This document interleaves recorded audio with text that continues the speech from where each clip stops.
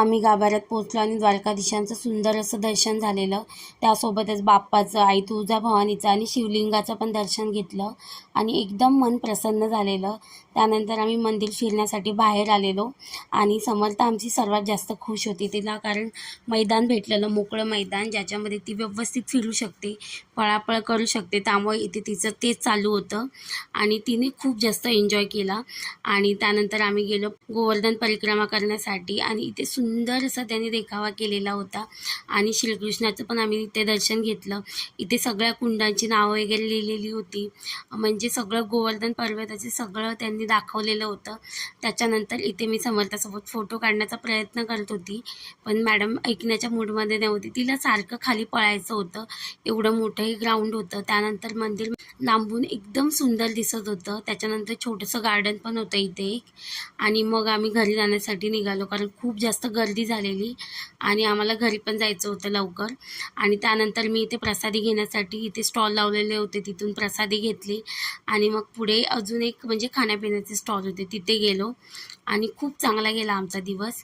आणि त्यानंतर हे म्हणजे एकदम भारी वाटत होतं, वातावरण सुंदर वाटत होतं. छान असं आम्हाला जीवदानी आईचं दर्शन झालं आणि भारी वाटलं. म्हणजे दोन्ही गोष्टी झाल्या. इथे जीवदानी आईचं दर्शन घेतलं आम्ही आणि त्याच्यानंतर मग इथे जीवदानी आईचं तिथूनच आम्ही जात होतो घरी.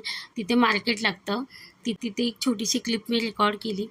आणि ह्याच्या आधी पण मी जीवदानी आईला येऊन गेली आहे, पण फक्त त्यावेळी यूट्यूब वगैरे नव्हतं. पण आता पुन्हा एकदा दर्शन झालं, त्यामुळे अजून जास्त बरं वाटत होतं. त्यानंतर सर्वांना भूक लागलेली, त्यामुळे इथे नाश्ता करण्यासाठी आलेले हे. आणि समर्थ आमची शांतपणे यांना बघत होती.